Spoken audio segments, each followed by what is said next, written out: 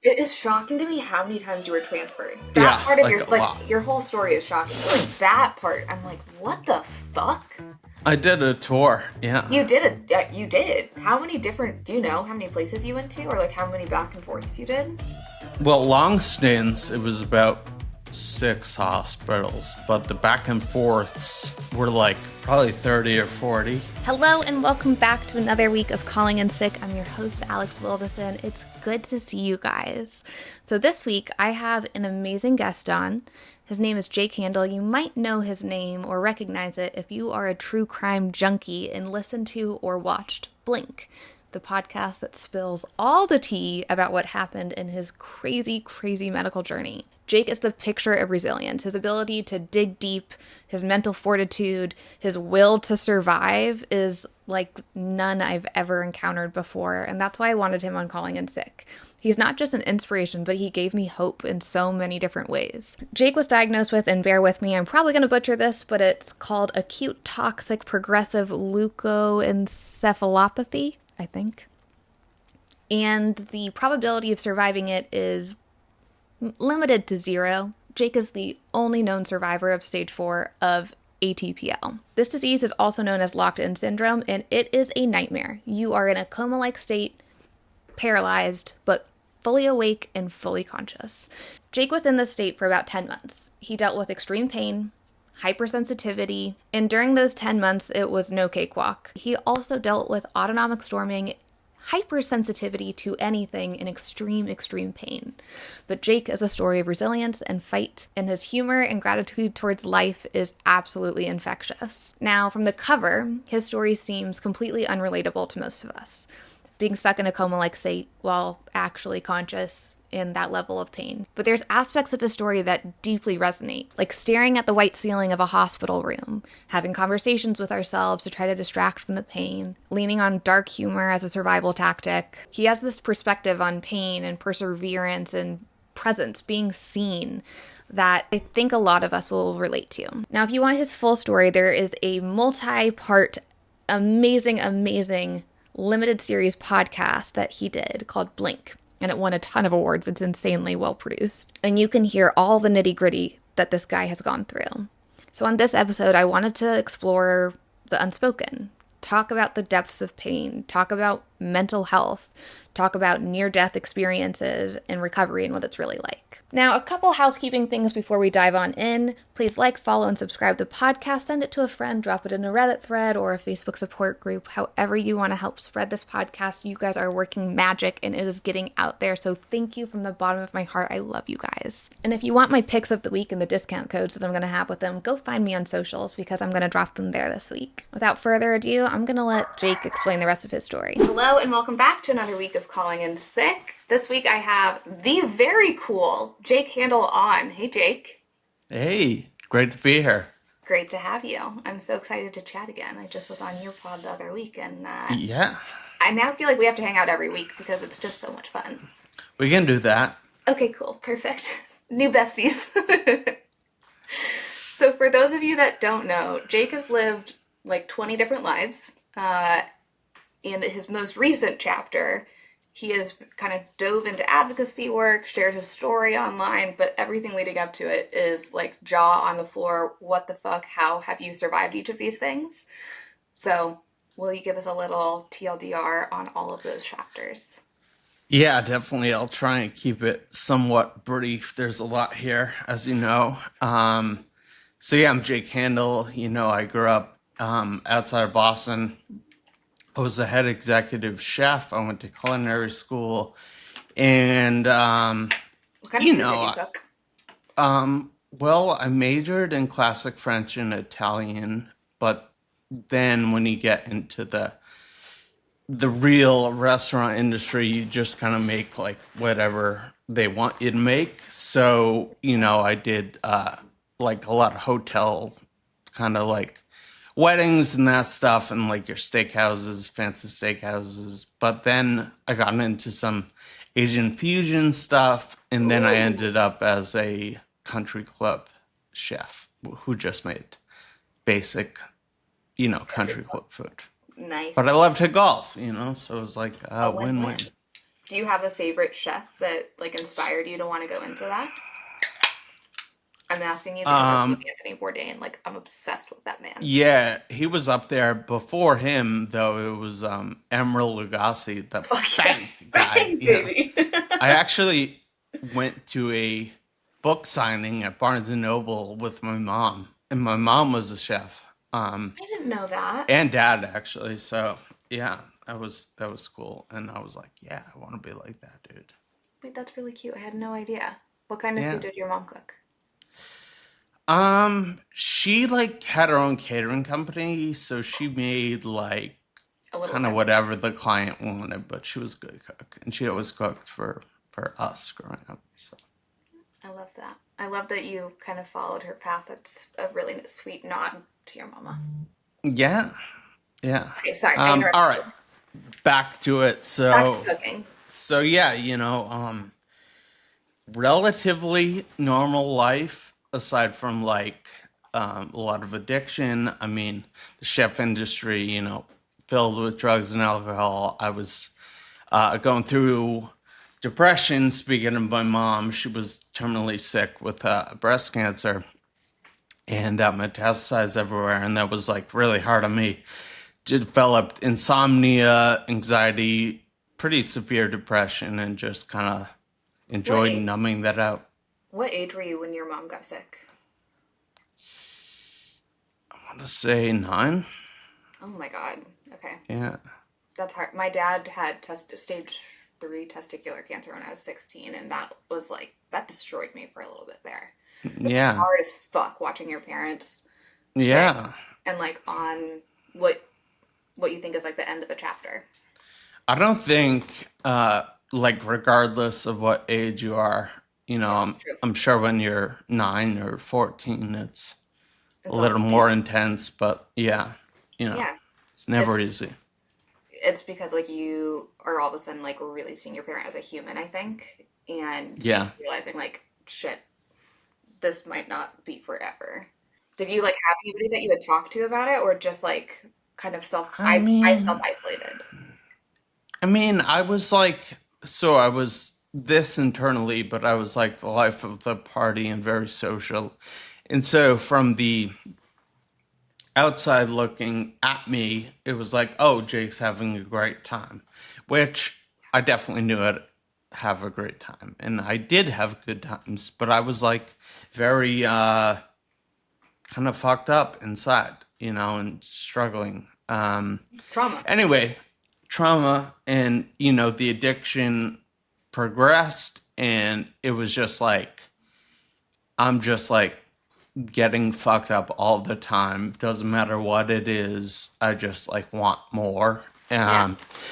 And then also like kept a good balance, I guess, of like professional life. It's not like I was missing work. I feel like you become functional when you're like mental health Yeah. numbing addiction versus like just partying addiction. I kind of feel like they're a little bit different. You know Yeah. how to function with one.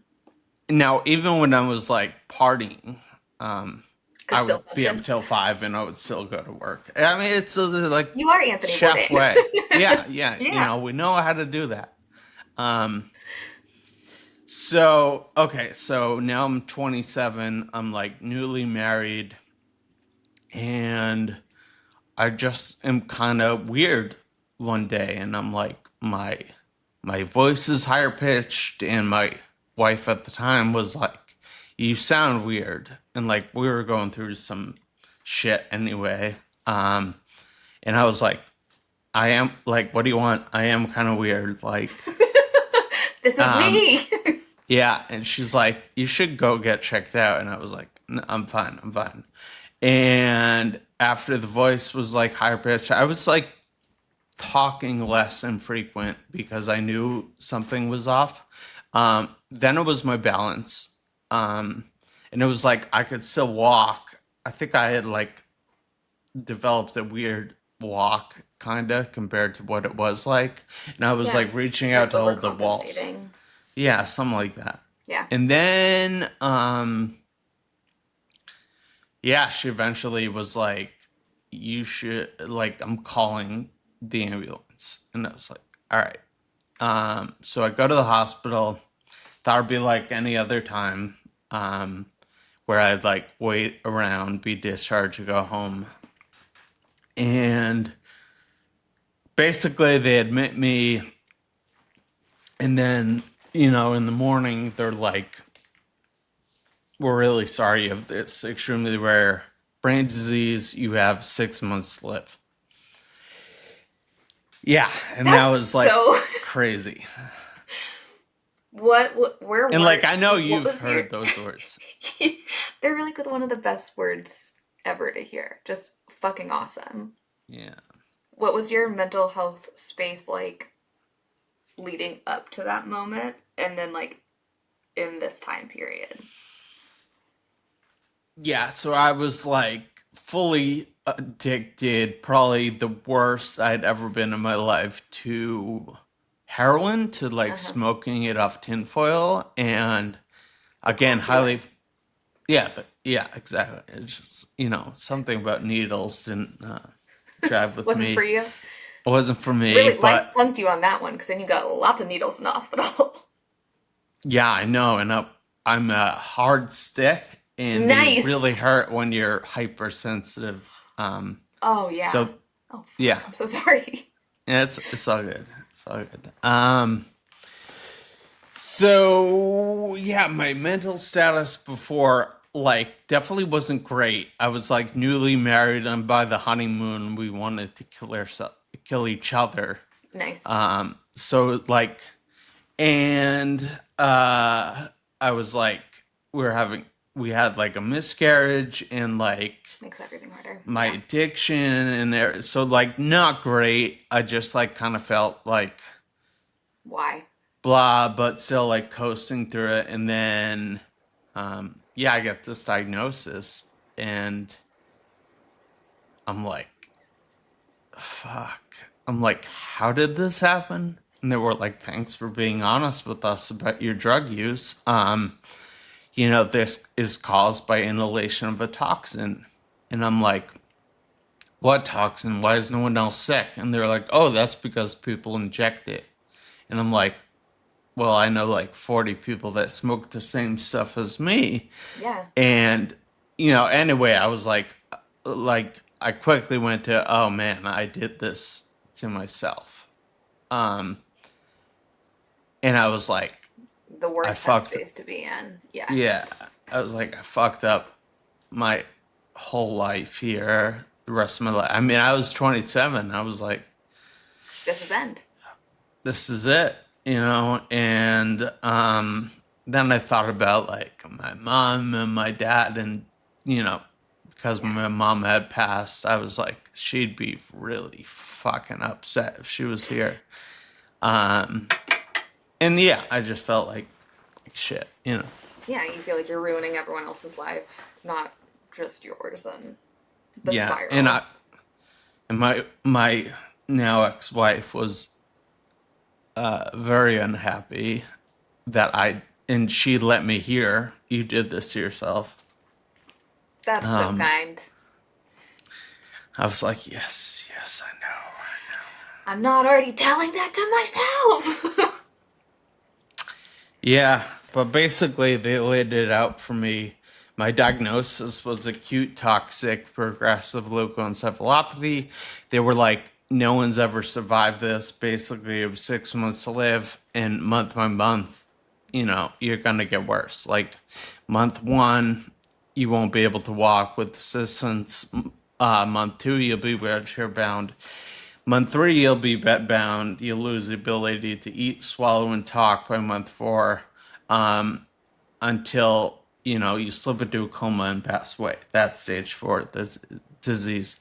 And man, they were like very accurate with their predictions, minus the coma and the death. Did that give you any peace of mind to be like, at least I know what to expect next? Yeah, maybe. But they also, they gave me like the spark notes. They really didn't tell me how much pain I was going to be in. They didn't tell me like, how insufferable it was going to be. Yeah, and like, They didn't tell me that, like, I guess I should have, like, read between the lines that I would lose, like, additional, like, Bodily bodily functions. functions, like, daily basis, you know? But, I mean, I guess, like, how, it's just too much to say, you know? I'd be like, okay, stop, I get it, I you don't know? want to know anymore. Yeah, like I get it. But when you hear you're gonna, got 6 months to live and it's gonna be like a progression down, you're just like, yep, this really sucks and it's gonna probably hurt. And, unless they're Yeah. like, and it's gonna be fun and you're gonna be peaceful and you're gonna float away. And you're like, really? That Oh, sounds yeah. like a great. Are there any Sounds, diseases that are like that? I don't know, but I'll take that over what I got. Yeah, I'll swap that right out immediately. Um, How did they? Okay, one thing I've always wondered is how do they know how painful it is when you're at all of these different stages, especially when you're at the point where, like, you. I'm probably giving a sneak peek when you couldn't talk anymore. um, I don't know. I mean, I went through something called autonomic storming, and that's when your body goes like haywire. You can't regulate temperature, heartbeat, all that stuff. So like, I think before I couldn't, I could no longer talk. I think they knew that I was in like crazy pain because I could like Were you having scream those and cry. autonomic storms prior? Yeah, Oh, yeah, I didn't like realize that it was earlier than that. Okay. yeah, it was like probably month 3 that started maybe. Yeah, so like and it was obvious I was like becoming severely contracted. Um, but like when I was nonverbal and like essentially appeared to be comatose, which again I was not in a coma. I was fully aware. I could feel, hear, think, That's so just scary. trapped in my own body. Yeah, How long were you like that? 10 months. Jake, that's terrible. Like, the first week, were you scared as shit? Yeah, I mean, honestly, the first week, I don't think I realized how I was perceived. I mean, it was more like, yeah, like I can't move, I'm dying, I can't signal. This, again, scary as hell, because I'm like, oh, I like if I have an itch, like I can't tell them. And Yeah. I did have itches, and I'm like, oh my God, this is like, that was Terrible. the only thing that could divert like severe pain was when I would develop like an itch somewhere and I'd be like, "Oh, my foot stopped hurting. Now I'm itchy. Oh my God." Yeah, like it's crazy what an itch can do that you can't scratch. Yes, I completely agree. It's wild. It's wild. I just like get hyper fixated on that. I'm like, oh my God, oh my God, oh my God. And this was what would happen in my head. So it was already scary, but I'm like, I can't move, I can't signal, certainly can't talk. So I don't really expect any hospital staff to like have a conversation with me. Yeah. But all that, like, when they come in, they usually tell you what they're doing, and like all that would kind of stop. And I was like, that's kind of weird. And then I overheard that conversation, which I have talked about a bunch, and I'll repeat. But two nurses were working on me, and one says to the other, I got to tell you about this real awkward hookup I had last night. And the other one's like giggling, well, maybe we shouldn't talk in front of the patient. And she's like, oh, don't worry, you can't hear you. He's brain dead anyway. And I'm like, oh my God. Like, they think I'm brain dead. Wait, am I brain dead? And I'm just like spiraling. Of course. And then I'm like, okay, this is the absolute worst because they think I'm something and I'm not, and I'm stuck. And that's when the fear and the panic and everything really kicked in. How did you cope with that? I mean, having anxiety prior, having any mental health prior, and then being in this situation, like, that is worst case scenario for any mental health scenario. Yeah. I don't know. I will say definitely not well, and the best that I could possibly do, and arguably maybe anyone could do. Um, I, I mean, I talk to myself constantly. That was it. And I would complain, and I would be sarcastic, and I'd be like, "Oh fuck, fuck, fuck! Oh my god, this is the worst." And then, um, I think about ways, maybe if I could just like move this arm a little bit to like knock something off, they would like know.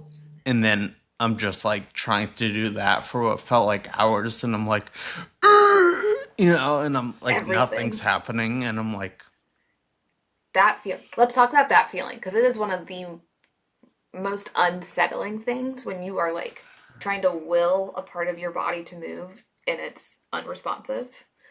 It is scary as shit. And also at the same time, like, I don't know about you, but when I was temporarily paralyzed, I kept thinking like, no, this will end. Like, I'm gonna be able to wiggle that toe, and it just wasn't happening. well, during that time, I was like, the end will be when I die, because they Oh, keep nice. telling Good. me I'm gonna die, and I was like, Low key, I bring it on. mean, kind of looking forward to it. I would have To been be too. honest, I would have been mean, too. and then the scariest part was when they're like, he won't make it past Christmas. And I'm like, thinking in my head, I'm like, I know we're in December, and I don't even know how I knew that.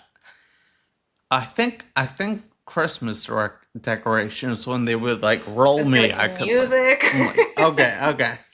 Oh, the music, that's something else. It was like constantly either Law and Order SVU or the MGH spot channel, which is like on like 45-minute loop of the same shit, and it'd be on for like 9 hours. Terrible. I was gonna ask if they like had music going on for you or anything going on for you. SVU, nice. Exactly what every patient that's having a mental health crisis wants to watch. I was like, how much rape can one guy take? It was I not almost just spit entertaining. out my coffee. Yeah, and then there was another show which I don't hold on to a lot of trauma. Probably good, healthy. Yeah, but there's one show that will just bring me back to that time period. It came on when I had a break from SVU on TNT. It would go in the mornings. It would go to Supernatural. Oh, Do you know that show? Of with course those, I know like, that show. two dudes? yes. One And of the guys it looks like just, Superman.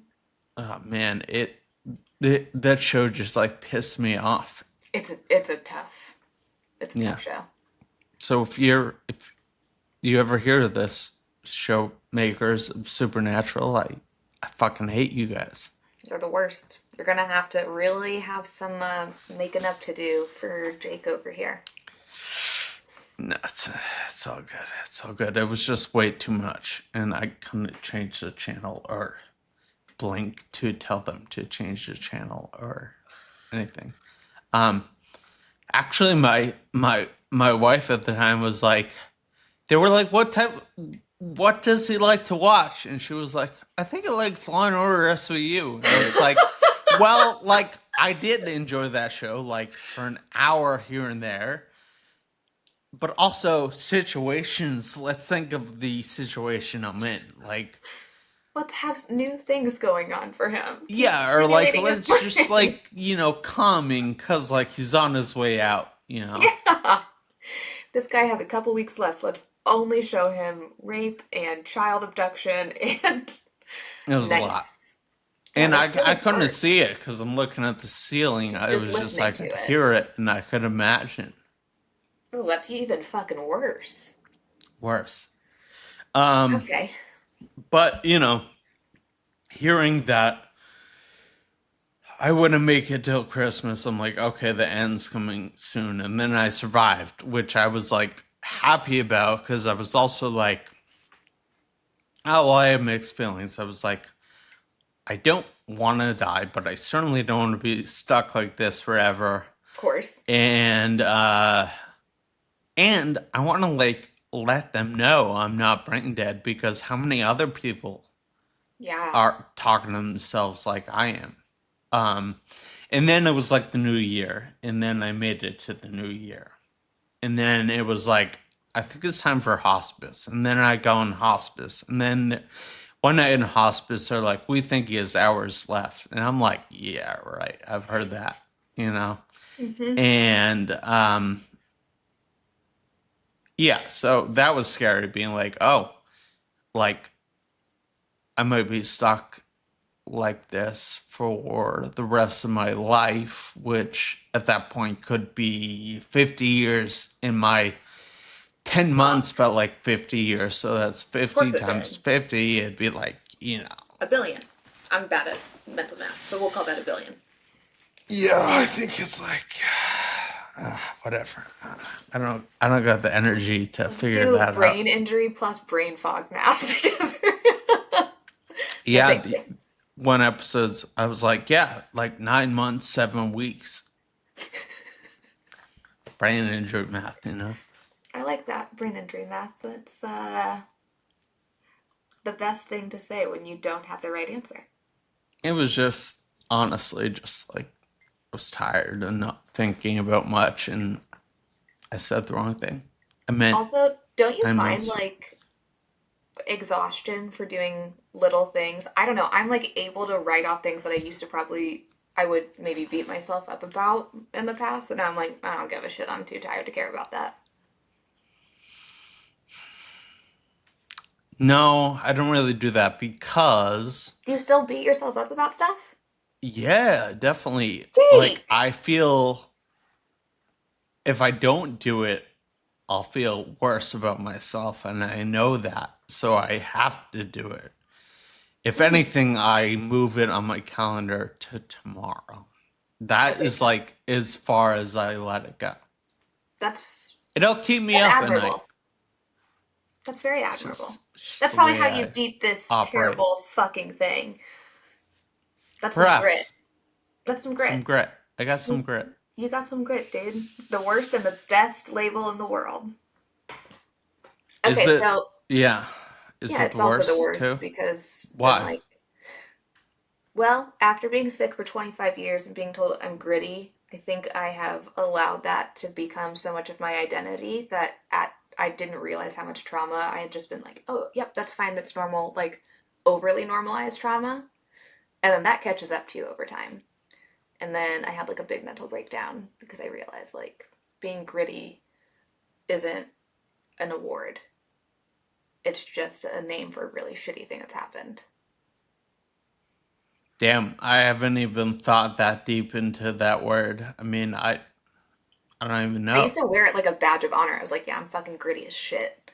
And now I'm like, is that like saying like you're scrappy, you make it work? I think like you can like dig deep, you can get through a lot. Like it's a different word for strong, I think. Okay.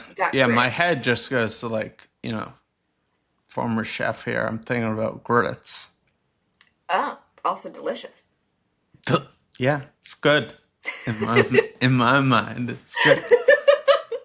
And I don't think it's a bad thing. I mean, being gritty is good, but I think I guess what I'm trying to say is like I let it be too much of who I was, and then I didn't take care of my mental health because of it, and now I am. But it did catch up to me over time. Got that. Mm-hmm. Now you're like, fuck. I don't like that. Not one bit. I mean, I don't know what I'm thinking. I was honestly in my head, I was just thinking like, I don't really let words define me, and people can throw out things. Whatever. And I'm just like, I don't even know, because I don't even know what I am sometimes. I'm like, what am I? That makes sense. Nobody knows. It's too existential. But you spend a lot of time in your own brain. Let's talk a little bit about the like, there I am hitting the thing again. It's all good. Let's talk about talking to yourself in your brain and like staring at white ceilings What do you say to yourself during horrible, horrible pains? I call them pain spikes. They were autonomic storms for you. What was like the voice in your head that got you through them? Yeah. So, in addition to autonomic storms, I had like a variety of different pains, and then also extreme mental pain. I held on to a lot of guilt about how my life turned out, but yeah, it started off with panic, self-talk. How am I gonna escape? How am I gonna signal? How am I gonna pass the time? There were, if I wasn't in so much pain, I think I would have, well, apparently I wouldn't have been able to do anything, but the boredom would have overtaken me. And there were, I was going to ask you if you ever got bored. I did, I got insanely bored, but there was so much pain and medical crisis going on that it quickly snapped me out of the boredom. So the boredom was infrequent, because I it was looking was forward to being bored. yeah, I don't know. Or did that give you more anxiety because you're like waiting for the other shoe to drop then? Everything was just like such a nightmare that it was, Yeah. and it was all out of my hands. Like I was along for the ride, for lack of a better word. I mean, Really were subscribed to radical acceptance of your life. yeah, like forced. But self-talk was kind of started with like, how am I gonna move? How am I gonna escape out of here? And then, oh my God, like this is how I'm perceived. What a nightmare. And then went to, how will I track time? That was a big focus for a while. Because again, I'm like, Hyperfixation. yeah, because I'm like positional eye gaze, can't really see a clock. Then I started like counting. I'm like, okay, if I count to 60, I'll know what a minute feels like. And then I can like gauge what How half many? hour feels like in an hour. And like, What I was the got to highest like, you counted to? I got to like 37, and I was like, 37 minutes? no, 37 seconds. Well, I got Oh, higher than that, but at first I got 37 seconds, and I like spaced out and forgot to hit, like, go to 38. And then I'm like, oh shit, I gotta start over. And that like happened a handful of times. And then I finally got to a minute, and I'm like, great, that's 1 minute. And I'm like, damn, a that's minute a long is minute. long. A minute is long.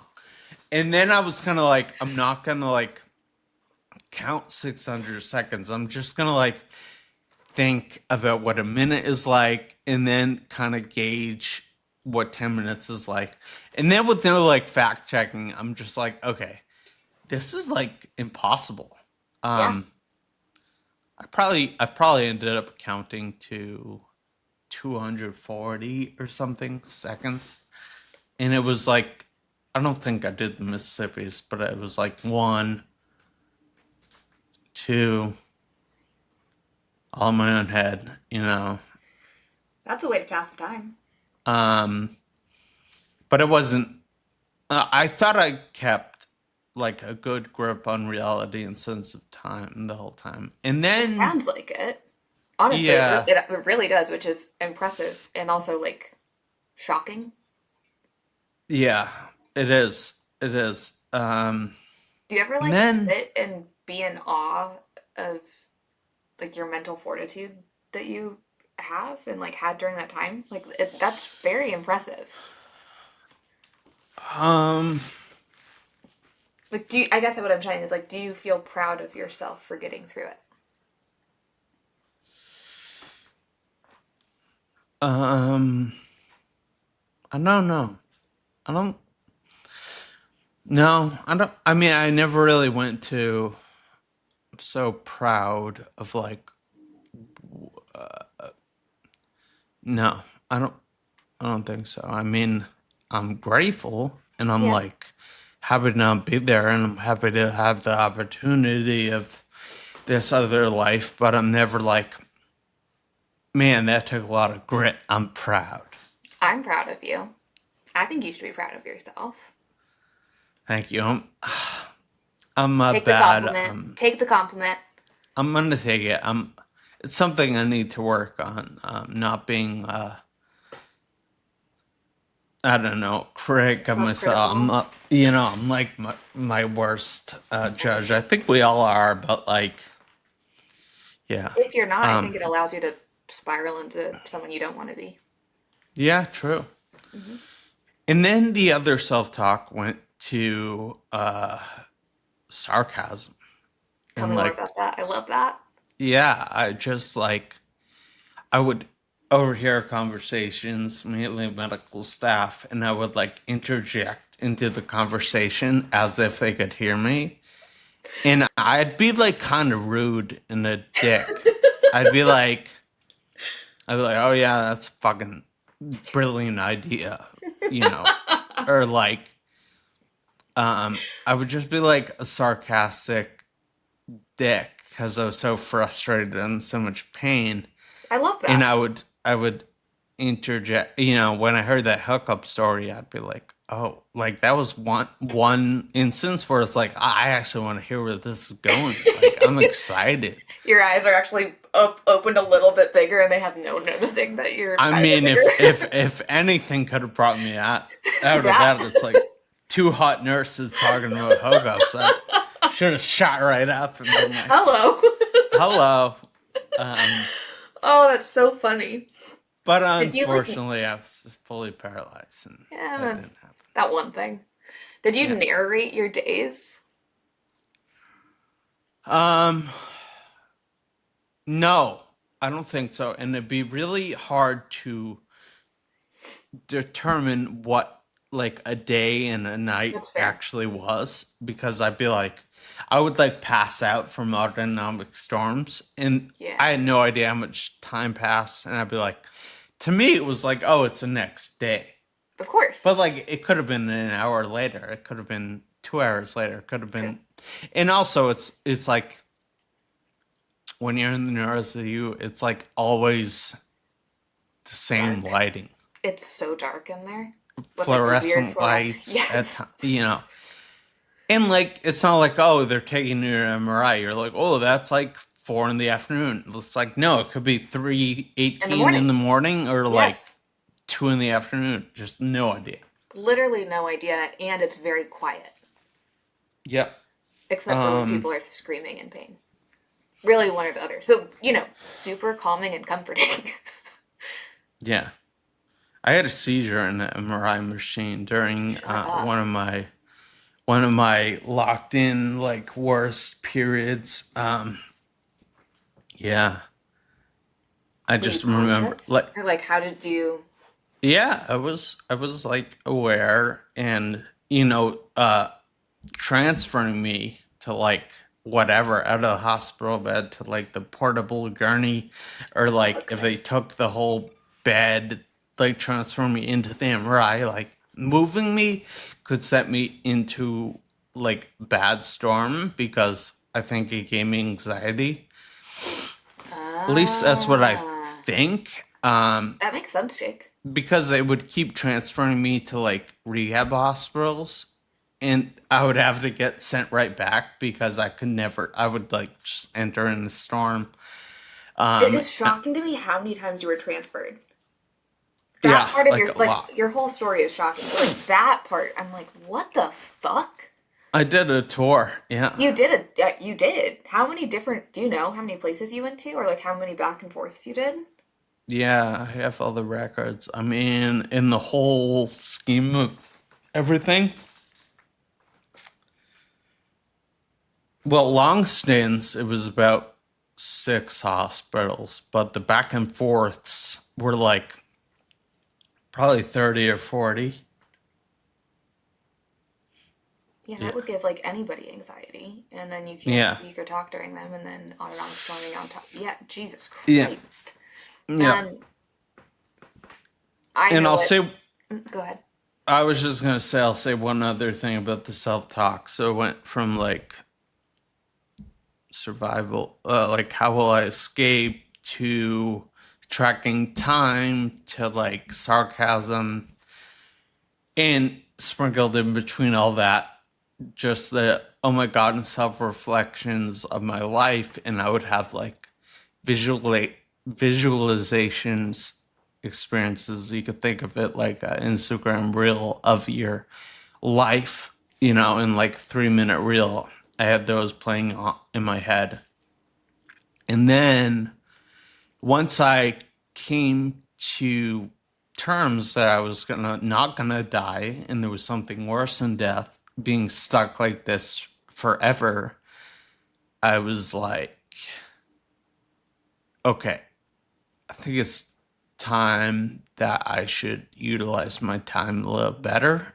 And I started like talking to myself about my life and how I got here. And I was somebody who never participated in therapy back when my mom was trying to get me to go. I just could care less about that. And I started like doing this self talk. Like CBT And yourself. yeah, like I didn't even know the What it was. term. But I would talk to myself in two voices. And I think the way it started was more, I was just saying things out loud. And then like a deeper, wiser voice, which I think came from above, like my head, answered me. And I started getting arguments with myself. And Fascinating. I like worked through a whole bunch of shit for a while. I don't know, it felt like a couple of weeks, maybe a month, who knows. And I came out of it with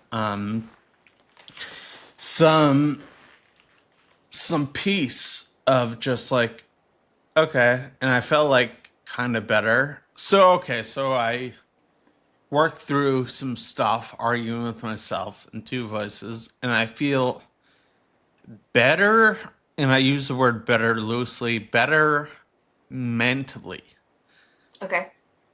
But I'm still like stuck and kind of like pretty sure I'm not going to die and going to be stuck like this until I do die, which I'm like, I don't know what's going to take me out. Hopefully they'll like drop me next transfer and hit my head and, Yeah, what was your dream way of going out during this time? Not to be too dark, but... hand job. Oh, nice. Oh, yeah, I forgot that your wife was collecting your semen. Sorry, at the time. Yeah. Give you a heart attack. I mean, if you gotta go, If you gotta go, it's not a shabby way to go. I mean, I pictured it like all kinds of different ways, like fall. They would like put me in ice baths here and there to regulate my temperature. Oh, I thought about like that stopping my heart, or like me developing pneumonia from it and just like going out that way. Infection, I thought about. Honestly, shocking that you didn't get like some crazy infection And or anything during this. I had like a lot of UTIs, and Oh, yeah. growing up, I thought they were like no big deal, and then I like overheard like a lot of people die from them. Yes. And I'm like, And it can cause like man, electrolyte imbalances and make you have psychosis and like UTIs, silent killer. And God knows what people are putting in my feeding tube, Yeah.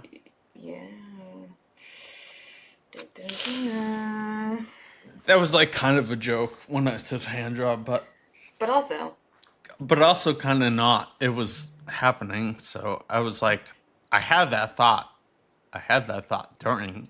And to put it in context, like you were in excruciating pain, like every hypersensitivity head to toe. So that would have given you a heart attack potentially.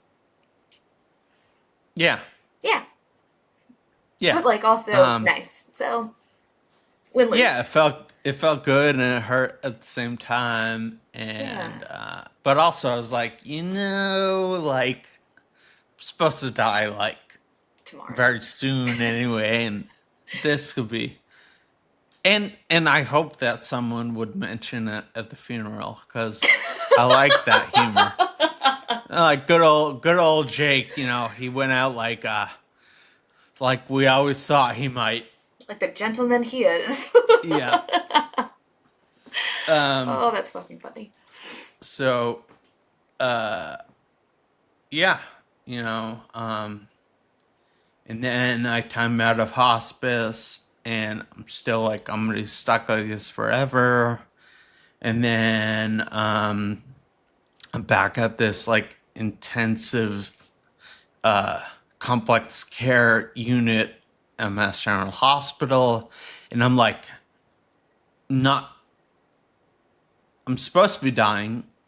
I haven't died fast enough for hospice's liking, so insurance won't cover that. But I'm not getting better. But I'm not dying. And they're like, we don't know, but we're gonna like put them here, and we'll see what happens. Love that Basically. insurance makes those calls. Yeah. So I'm like, okay, cool. I'm here, and then finally,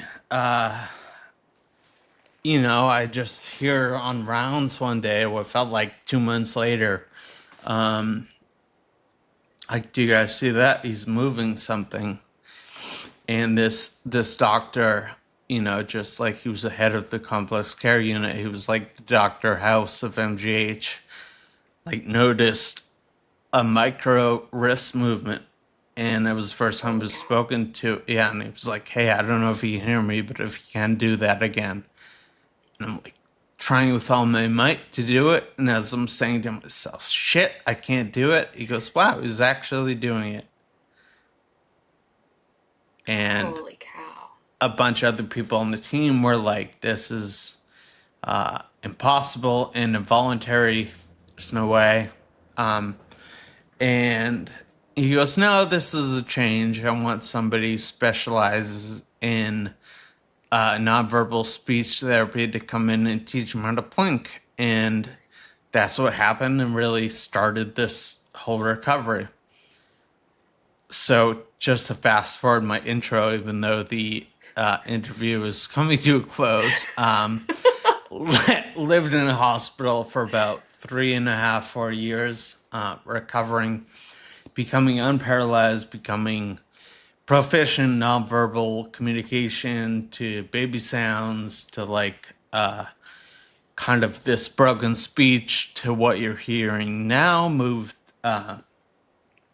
back to Boston, 24-hour care in 2021. And I've been recovering ever since, and I'm still making strides. And yeah, you know, there's a big podcast out about my life. I have another one that is more interviewing others with crazy stories and updates on my own. I have a startup called Ahoy, which is like advocacy work in the technology company where like Google Maps, Waze, and Yelp, if they had a baby for personalized, individualized accessibility. So it's like finding out like what will actually work for you for you know, physical limitations, but as well as like sensory and preference. And yeah, you know, I do speaking, I do a bunch of stuff. You're so fucking cool. Thanks. So fucking cool. Like, I'm so blown away by who you are as a human, from like the different lives that you've lived, how you've kind of pulled yourself through, and the way that you're able to articulate and reflect. It's just, you're obviously you were meant to live, and you were meant to tell a tale and help kind of change and grow our understanding of consciousness, I think, and like help other people just access the world a little bit easier. So kudos. Thank you. And yeah, you know, it's just all about perspective. And I was somebody that was very depressed and very anxious, and a grim view of the world. And not saying anything's easy in my life now, but I certainly don't have that perspective. I'm just like grateful for the opportunity to be here and like talk and really want to help people who are struggling with that perspective, who are going through life, living this like mundane feeling, which I definitely could relate to, and helping them get this perspective shift without going through whatever trauma it might be. You don't have to chase relief to find joy. Yeah. Yeah, I like that. Where's your mental health at these days? Where's my mental health? Well, it's not easy. Of I course. definitely put a lot of more work into it than I well, obviously, hence all the addiction. I never did any to try and work through that. But yeah, Quick question on that. Like, you had to essentially go to cold turkey detox rehab by getting admitted into the hospital. Yeah, that's something my story is so crazy that gets overlooked sometimes. Yeah. I don't think that I've really talked about that, but yeah, like, so like active, heavy addict, like possibly between like 2.5 and 5 grams a day, which for anyone that's like a lot, that's like if you were, it's like an insane You're amount. having a high 24/7. Yeah, like Okay. I was using hourly if I could. Oh, okay. Yeah, so like what the fuck was that like? Getting into cold turkey detox? That must have been painful as shit. the worst. Yeah, and I thought dope sickness was the worst it gets, and honestly, it kind of is until you experience that new threshold. So yeah, before the ambulance was called, I attempted to do some because I knew I was headed to the emergency room, and my fingers wouldn't work, and I like spilt the whole thing out, and I was like, oh, I can't even do something I've done for years. And so I didn't even get my little fix. So I mean, before diagnosis, I was like going through withdrawals. Yeah. And like I was, starting to get the nose run and the mental and the feeling and the I used to get, you could tell I was getting a little dope sick if I would sneeze like 9 times in a row. Oh, I didn't know sneezing was part of it. Well, for me, I don't know. And I would get these things, I would call them the Tyrions. Oh, so tell me more about the Tyrions. I would yawn a lot, and I would start tearing from them. Okay. And like anyone that was like, so Adrian, Yeah. I mean, she would be able to, she'd be like, oh, you're feeling it, huh? Like, yeah. Just like tearing, yawning. But then it gets like worse. I'm like cold, shaky. So it got to the point where I'm like, I don't know if this is my illness or this is dope sickness. And I also went each other. I think it did. And also I will say that my nicotine withdrawal, I think was like worse than the heroin and lasted longer. That's interesting. I was craving a cigarette while dying for like 45 days in. And they were giving me nicotine patches for a while. Uh-huh. It was not scratching my itch. Oh man, I'm so sorry. All good. Now being on the other side of it, do you still struggle with addiction, or how do you feel about that? No, it's like totally different. I mean, also, I was never using to like party. I mean, you could say like, yeah, he's going to a party, he's getting high on like all kinds of stuff. It was mental. Yeah. Numb it out. And so it was never like, I'm gonna go out and have a couple drinks to have like a good time. It was like, I'm gonna start drinking this bottle of tequila at work until I'm like blacked out. Yep. Like, yeah, I just don't have that anymore. I'm too focused. I care about my my health. I Clarity. mean, yeah, clarity. I still like go out for drinks, but Yeah. it's like much Tamer. different than it was. It's a It's different like, purpose. yeah, and like, it was like a constant thing for me. I felt like it was like from when my eyes woke in the morning till they passed out. And if I couldn't fall asleep, it was like, how can I get myself to fall asleep? And there Yeah. was always a variety of medications, self-medications, and actual medications that probably were not prescribed to me. Yeah. Oh, definitely not supposed to be. How about pain? Like, how do you deal with pain now? Do you still experience a lot of pain? How do Yeah. you manage it? Do you get worried about addiction with pain management? Yeah, so I take nothing for pain, not even Whew. Tylenol. Wow. And the reason for that is the type of pain I have, and I'm in chronic pain, and I have a variety of pains all the time. That regardless what type of pain it is, I feel like there's no medication that can even put a Touch dent it. in my pain. So I'm like, what's the point? Now I was on pain meds In the back when I hospital? was in the hospital. Okay. And we were tapering off. But even back then, Didn't they do weren't much. really working. So I'm like, Yeah. what is the point of this? And then, Yeah. and like, so I don't know. I haven't like taken any pain meds in the last like couple of years. But it's also like, I just like don't think it would work. And I deal with it in a way where mentally I don't let it get in the way of what I have to do. And Yeah. like if it's really, really bad, like at its worst, I might have to like lay down or be off my feet or Yeah. whatever.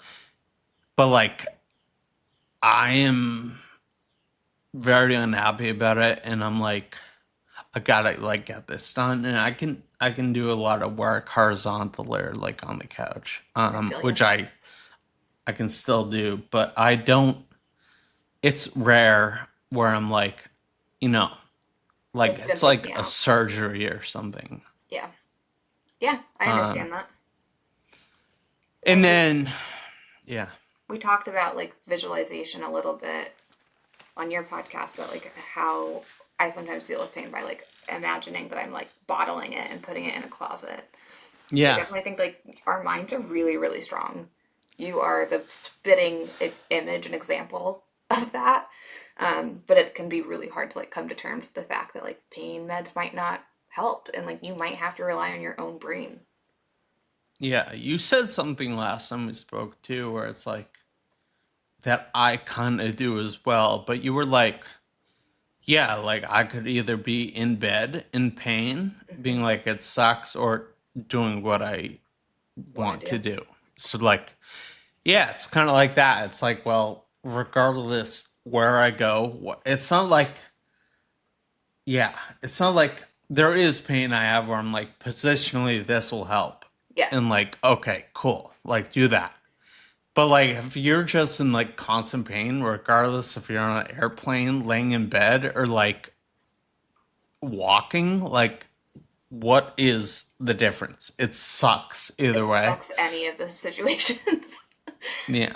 So you might as well do the one that at least makes you happy. Okay, Yeah. last question I have for you is, you had that autonomic storm that just about put you down, and you have talked about having like a almost like a near death experience that you had. Were you religious beforehand? Did that make you religious? Do you believe in a greater thing? What was the like long lasting impact of that moment? Yeah. Do you want me to like tell you about? Okay. Yeah, do you have time? I know we're going over. Sorry. Yeah, I have a little time. No, we had it till 12:15. Oh, okay. We're good. Cool. I have a few minutes. Yeah, I had many near-death experiences along this way, but the closest I think that's humanly possible to come to death without dying. Or maybe some people have said they think I did die and I came back. I don't know.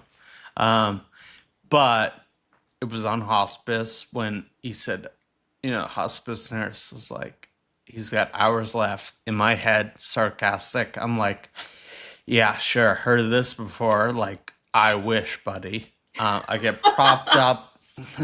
I get propped up on this like pillow, and for the first time in a while, I can see my chest. I'm so hot that I'm like kind of naked, just covered with the towel because I'm just so hot. Yeah. And I see my chest, and like I look like an avatar. I'm like blue, and I was like, oh, like Maybe I am dying. yeah, yeah, tracks. I see where you're saying that. Did you have like libido reticularis, spiderwebby stuff everywhere too? I don't know. I wasn't able to do like the peripheral. You weren't able to do a full self-check? Yeah, all I saw was my chest. But like, in the podcast, Blink, my hospice nurse, was interviewed, and he did say like I checked him for like modeling in the feet. Oh yeah, yeah. Which like Same thing. apparently is probably that. So I guess yeah. So I'm like, okay, I think I might be dying. You could be right. And even if you wish for something, which, I partially was because I didn't want to be trapped like this and I was tired. As soon as you hear you got hours left, he's going to die. And then you're like, see that and you're like, oh, you're kind of like, oh, no, I don't want to die, Yeah. So I kind of had that too, but there was, complex things happening between the families. My dad had to get escorted by police escort for like whatever. It's too much, but there was. Go listen to Blink if you want that story because it's fucking wild. It's wild. So there was like arguments going on, and I just noticed the voices the volume lowered, and it wasn't because they lowered their volumes. It was like a global, like it was like someone turned down my volume, and it was like, and this like fluorescent light hum kind of kicked on, and then I'd been in chronic pain since diagnosis, and my pain started to like dissipate, and it was all happening simultaneously. And I was like, oh, this is like what dying is. And it gave me peace because, I kind of watched my mom die in hospice, and I was like, I know she was in pain, and I was like, oh, this is like nice to know that it's like this. And it was, yeah, I believed that at the time for sure. And I also I think my belief is that everyone's experience is what it is. So like, I don't think anyone should be like, oh, that's like 100% what it is, because we just don't know. So volume lowering, hums getting louder, pain almost gone, and then this iris shot, which is like when in an old school cartoon, when it's like this circle of darkness and zooming into the shot until there's like a speck left, starts to happen to my eyesight. As the hum gets louder, volume is totally turned off except hum, and pain is totally gone, and then it's like lights out. And I was able to say to myself, I think I just died. And then and you're like, wait, I can still hear myself. No, it was like just sleep. Gone. And then I woke up though. What I was went like, through your head when you woke up? Oh, fuck. Here we go. Yeah. Back on the horse. It was so peaceful, and then you... Yeah, I'm trapped again. Damn it. Like disappointing, but also relieving all in the same breath. Mostly disappointing. I can't even honestly say I felt any relief. Just It was like disappointing. back to panic and like, oh no. Yeah, it'd be shitty. Yeah. When you Okay, just so you asked me about believe. religion, Yeah. belief. So I was not religious. I always believed in something. I guess I wasn't somebody who was just like, There's nothing. I don't believe in anything. I just didn't know what I believed in. And also, religion kind of like freaked me out because people use it, you know. I understand it's that like, completely. I think. yeah, Yeah. like I just like, you know, it can be used as to for power. nefarious agendas and power. And We see that a lot right now. a funny story, actually. Oh man, I can't remember his name, but I was at a party and it came on as an infomercial at like 3 a.m. But there was this guy who like used to come on at like 3:30, 4 a.m. Who was like one of those mega church like asking for money, and this whole thing was like he'd be preaching and he's like, ladies and gentlemen, if you plant a seed, you will receive a harvest. And you can plant that seed right now starting at $1,000, you know? And Fuck that. and like yeah, like anyway, like I looked him up like later in life, like recently, and you know, he's just his Instagram, he's driving Ferraris and like Yeah. There's some scumbag megachurch, weird ass. I'm not going to call them pastors because I just don't think they are. I think they're very evil human beings. I'm gonna send you a link to this Please do. guy. I can't wait. I wonder if we're thinking of the same guy. Old, kind of looks like a snake in his face. They all They look all the do. same. That's true. Fuck. He's definitely down in Texas where, you know. There's a really scary guy. I'll send you the link to this guy too. The one Yeah. I'm thinking of. But his whole, I used to hear this guy preach for like 45 minutes on hospice. Nice. Comforting. Like every night. And like that's how I knew it was the wee hours of the morning.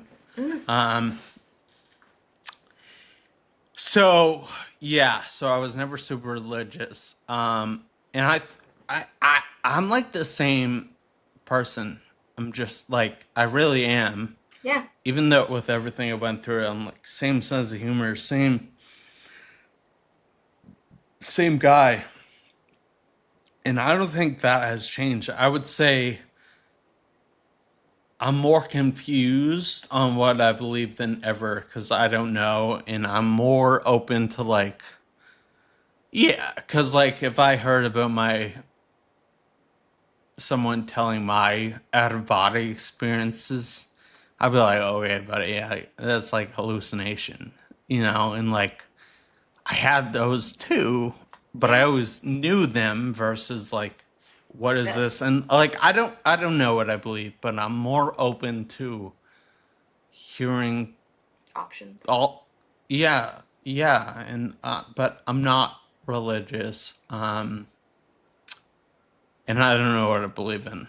That's okay. I think that makes sense. I think the closer you get to answers, the more questions you have. Also, like, our brains do release DMT when we die. So, Yeah. like, Yeah. possible that you did die. And that was like, the way you describe that. As someone who's done DMT. Does it feel like DMT? No. Interesting. Okay. Certainly not. I have a lot more questions. The way you describe the, like, sound and stuff, though, I've done ketamine infusions for CRPS flare-ups several times.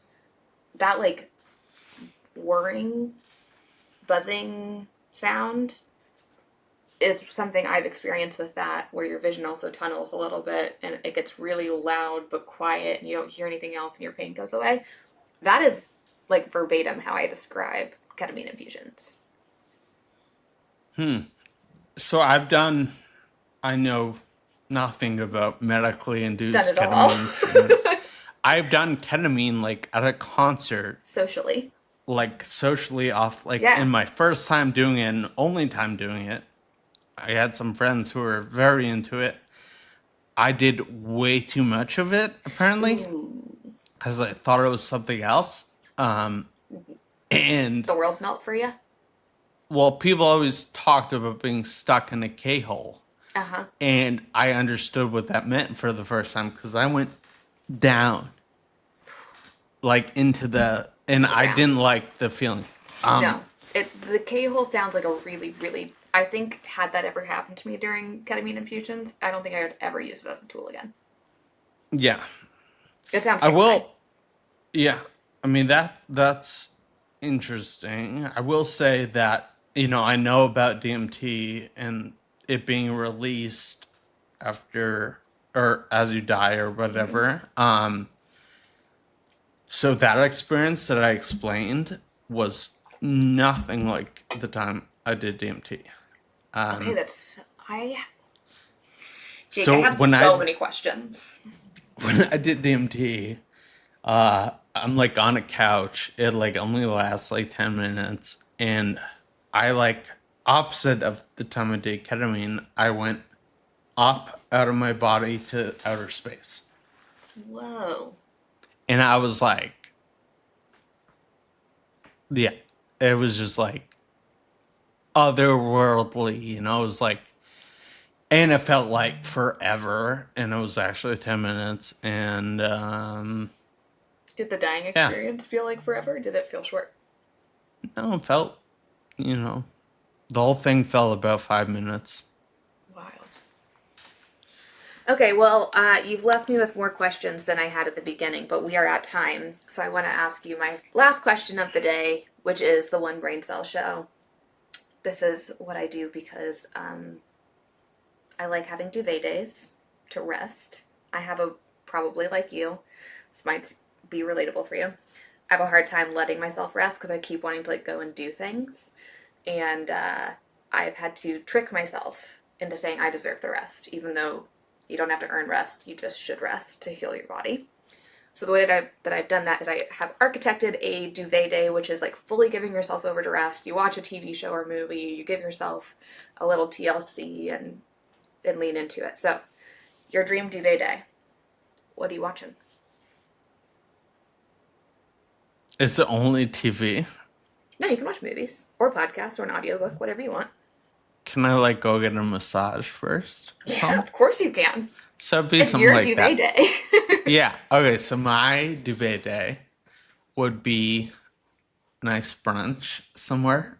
Okay. What kind of food? I'm planning on like a Sunday. Also I'm very bad at doing this. At resting? And probably don't ever. Yeah. But It's it'd be like sleep in, and when I say sleep in, I mean like don't get out of bed super fast when you wake up. Then head to like a brunch and just like your, eggs Benedict style brunch. Yes.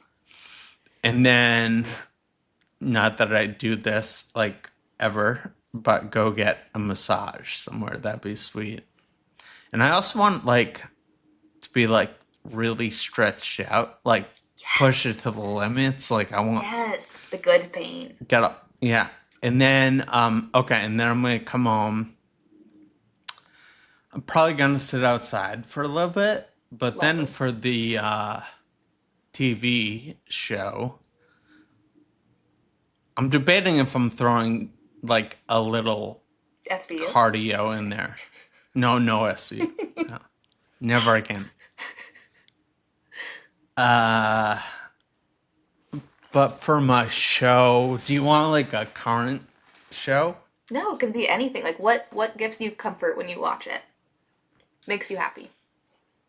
Or distracts you. Like what if you're in a shit ton of pain and you gotta lay down? Yeah, so it would be mood dependent. Fair. You can do more than one too. Okay. So I like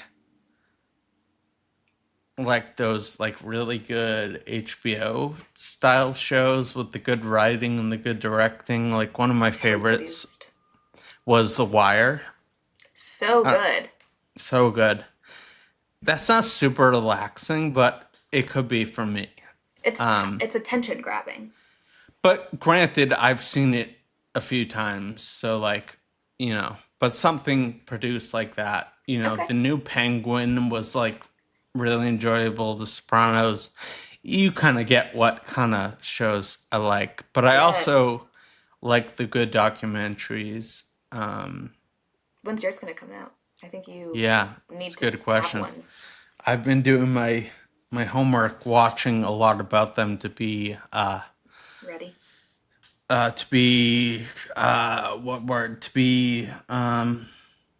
Creatively ready Inspired? for my input. Inspired. There we go. I love it. Well, I feel like you're a fantastic manifester, so if it's not already putting it in the out works, there. I feel like it's coming. It's coming. It's coming. And then I like really good comedies on the other side of the spectrum. Stand-up or movies or TV shows? All the above. Me too. Honestly, for stand-up, though, I'd prefer going live. Same. I love stand-up. Yeah. Like, love stand-up. Yeah. Do you have a favorite stand-up comedian? Oh, man. I love Chappelle. I love Joe Coy. I like... funny. Yeah, he is funny. You watch Mike Birbiglia? Bill Burr. No, who's Mike? Okay, Mike Birbiglia you might love. He's another dude that's had some like pretty shitty health situations and is just like fully leaned into dark humor. Fantastic comedy. I think probably better suited for people that have dark humor. He's great. I got that. Yeah, me too. Kind of like think John Mulaney post rehab, how he walks that line. Mike Birbiglia is like that, except for physical health shit and some mental health stuff too. Nice. Yeah, you'll enjoy. So that'd be my day. That's a great day. I like your duvet day. I fully send on that. I should implement these days. Do you implement these days? I schedule them for myself. So I put them on my calendar so that I can't schedule over them because otherwise I run myself into the ground and then I flare up and I land my ass in the hospital for a long stint. And if I can't avoid that, I know I'm sometimes my own biggest problem. So Yeah, true. Well, keep doing it, and you may have inspired me to schedule one. Yeah. I'll remind you too. Well, Jake, thanks for being on my show. It is such a treat to just hang out with you. You are a delight of a human being and just like fascinating and hilarious crackball. So thank you. You're very welcome. Thank you for having me, and it's great to hang out with you. All right, guys, check him out. You can find all of his links in the description. If you have not listened to Blink yet, or you never know, go check it out. And Jake's app, Ahoy, coming to you soon, or is it already out? It's out. Go use it. Love you guys. Use it. And that's a wrap. Thank you so much for joining me for another week of Calling in Sick. As a reminder, I would love for y'all to like, follow, subscribe, save, share with a friend, do all of the things. It truly helps grow this community, and it helps these episodes reach the people that need them the most, whether that's for an educational piece, to have a little laugh, or to not feel so alone. As a reminder, Calling in Sick sits on YouTube, Apple, and Spotify, and anywhere else where you can find your listens. From the bottom of my heart, I absolutely love you guys. Thank you so much for calling in sick with me every Monday. It's been an honor and a pleasure so far, and I can't wait to continue. I can't wait to continue building this community with y'all. Love you.